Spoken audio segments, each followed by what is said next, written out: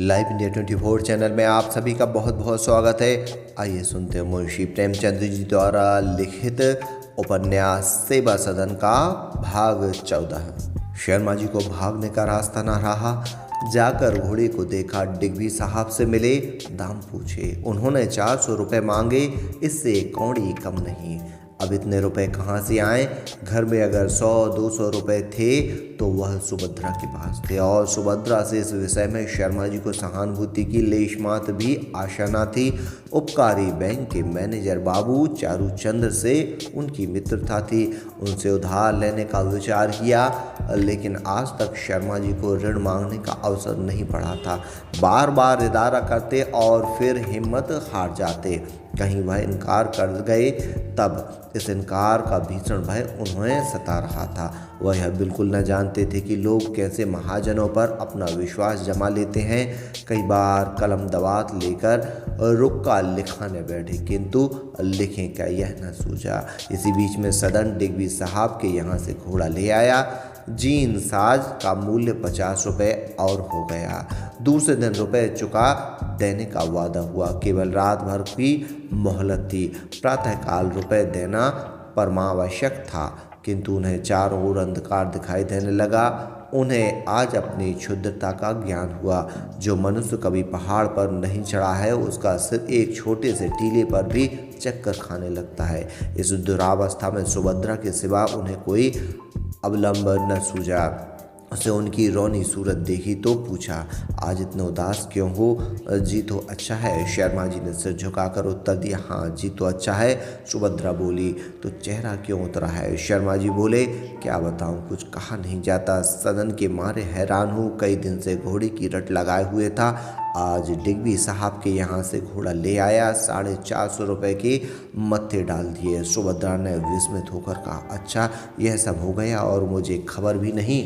शर्मा जी बोले, तुमसे कहते हुए डर मालूम होता था। सुभद्रा बोली, डर की कौन बात थी? क्या मैं सदन की दुश्मन थी जो जल भुन जाती? उसके खेलने खाने में क्या है, और दिन कौन से हैं, कौन बड़ा खर्च है? तुम्हें ईश्वर कुशलता से रखे, ऐसे 400-500 रुपये कहाँ आएंगे और कहाँ जाएंगे? लड़के का मन तो रह जाएगा।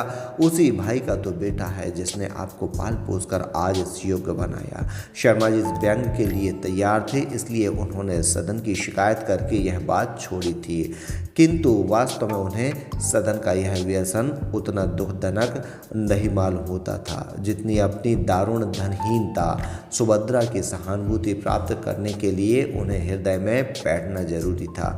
बोले, चाहे जो कुछ हो, मुझे तो तुमसे कहे हुए डर लगता था। मन की बात कहता हूँ, लड़कों का खाना खेलना सबको अच्छा लगता है, पर घर में पूंजी हो तब। दिन भर से इसी फिक्र में पड़ा हुआ हूँ, कुछ बुद्धि काम नहीं करती। सवेरे डिग्बी साहब का आदमी आएगा, उसे क्या उत्तर दूंगा? बीमारी भी पड़ जाता है तो क्या बहाना मिल जाता है? सुभद्रा ने कहा, तो यह कौन मुश्किल बात है? सवेरे चादर ओढ़कर लेट रहिए, मैं कह दूंगी कि आज तबीयत अच्छी नहीं है। शर्मा जी हंसी रोक नहीं सके। इस व्यंग में कितनी निर्दयता, कितनी विरक्ति थी। बोले, अच्छा मान लिया कि आदमी कल लौट गया, लेकिन परसों तो डिग्बी साहब जाने वाले ही हैं। कल कोई ना कोई फिक्र करनी ही पड़ेगी। सुभद्रा बोली, तो वही फिक्र आज क्यों नहीं कर डालते? शर्मा जी ने कहा, भाई चढ़ाओ मत। अगर मेरी बुद्धि काम करती तो तुम्हारी शरण क्यों आता? चुपचाप काम न कर डालता। जब कुछ नहीं बन पड़ा है तब तुम्हारे पास आया हूँ, बताओ क्या करूँ? सुभद्रा ने कहा, मैं क्या बताऊँ, आपने तो वकालत पढ़ी है, मैं तो मिडिल तक भी नहीं पढ़ी। मेरी बुद्धि यहाँ क्या काम देगी?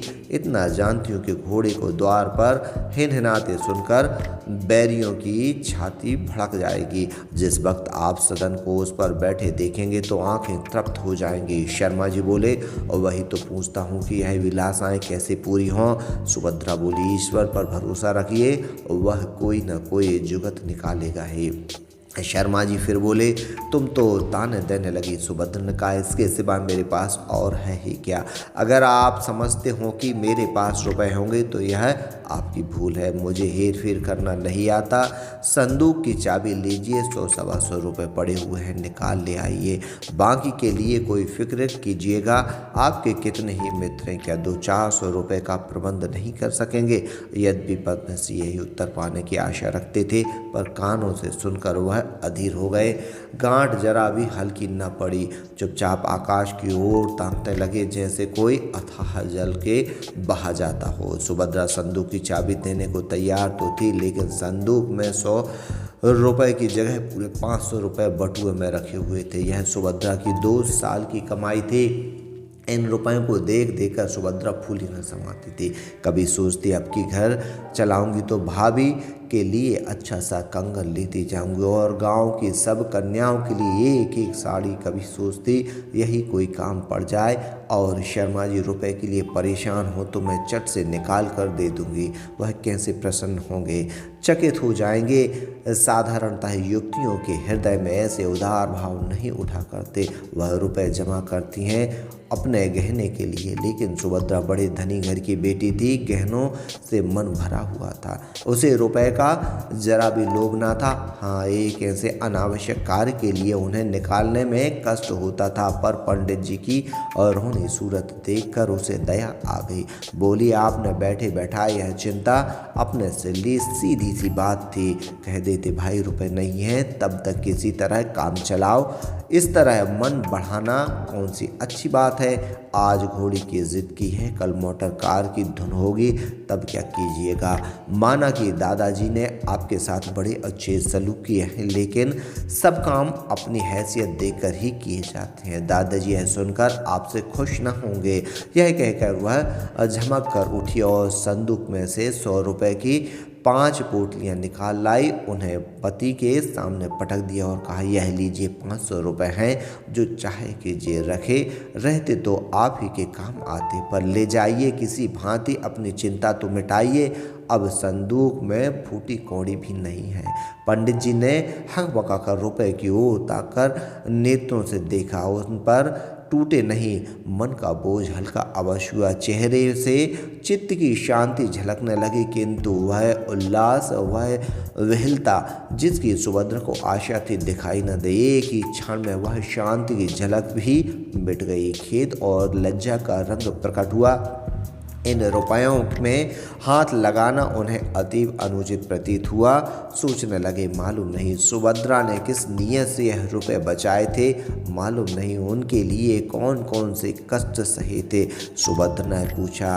सैयद का धन पाकर भी प्रसन्न नहीं हुए। शर्मा जी ने अनुग्रहपूर्ण दृष्टि से देखकर कहा, क्या प्रसन्न हो, तुमने नाहक यह रुपये निकाले। मैं जाता हूँ, घोड़े को लौटा देता हूँ, कह दूंगा सितारा परेशानी है और या कोई दोष लगा दूंगा। सदन को बुरा लगेगा, इसके लिए मैं क्या करूं। यदि रुपए देने के पहले सुभद्रा ने यह प्रस्ताव किया होता तो शर्मा जी बिगड़ जाते, इसे सज्जनता के विरुद्ध समझते और सुभद्रा को आड़े हाथों लेते। पर इस समय सुभद्रा के आत्मोत्सर्ग ने उन्हें वशीभूत कर लिया था। समस्या यह थी कि घर में सज्जनता दिखाए या बाहर। उन्होंने निश्चय किया कि घर में इसकी आवश्यकता है, किंतु हम बाहर वालों की दृष्टि में मान मर्यादा बनाए रखने के लिए घर वालों की कब परवाह करते हैं। सुभद्रा विस्मित होकर बोली, यह क्या इतनी जल्दी कायापन हो गई, जानवर देकर लौटा दोगे तो क्या बात रह जाएगी। यदि डिग्री साहब फेर भी लें तो यह उनके साथ कितना अन्याय है। वह बेचारे विलायत जाने के लिए तैयार बैठे हैं, उन्हें यह बात कितनी अखरेगी। नहीं, यह छोटी सी बात है, रुपए ले जाइए, दे दीजिए। रुपए इन्हीं दिनों के लिए जमा किया जाता है, मुझे उनकी कोई ज़रूरत नहीं है, मैं सहस दे रही हूँ। यदि ऐसा ही है तो मेरे रुपए फेर दीजिएगा, ऋण समझ कर ले लीजिए। बात वही थी, पर जरा बदले हुए रूप में। शर्मा जी ने प्रसन्न होकर कहा, हाँ, इस शर्त पर ले सकता हूँ, मालिक किस्त बांध कर अदा करूँगा। प्राचीन ऋषियों ने इंद्रियों को दमन करने के दो साधन बताए थे, एक राग दूसरा वैराग। पहला साधन अत्यंत कठिन और दुस्साध्य है, लेकिन हमारे नागरिक समाज ने इसे मुख्य स्थानों पर बीना बाजार सजाकर इसी कठिन मार्ग को ग्रहण किया है। उसने गृहस्थी की कीचड़ का कमल बनाना चाहा है। जीवन की भिन्न भिन्न अवस्थाओं में भिन्न भिन्न वासनाओं का प्राबल्य रहता है। बचपन मिठाइयों का समय है, बुढ़ापा लोभ का, यौवन प्रेम और लालसाओं का समय है। इस अवस्था में मीना बाजार की सैर मन में विलवत मचा देती है। जो सुदृढ़, लज्जाशील और भाव शून्य वह संभल जाते हैं, शेष फिसलते हैं और गिर पड़ते हैं। शराब की दुकानों को हम बस्ती से दूर रखने का यत्न करते हैं, जुए खाने से भी हम घृणा करते हैं, लेकिन वेश्याओं की दुकानों को हम सुसज्जित कोठों पर, चौक बाजारों में ठाठ से सजाते हैं। यह पापोत्तेजना नहीं तो और क्या है। बाजार की साधारण वस्तुओं में कितना आकर्षण है, हम उन पर लट्टू हो जाते हैं और कोई आवश्यकता ना होने पर भी उन्हें ले लेते हैं।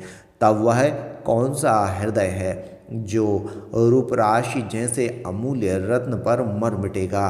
क्या हम इतना भी नहीं जानते? विपक्षी कहता है यह व्यर्थ की शंका है।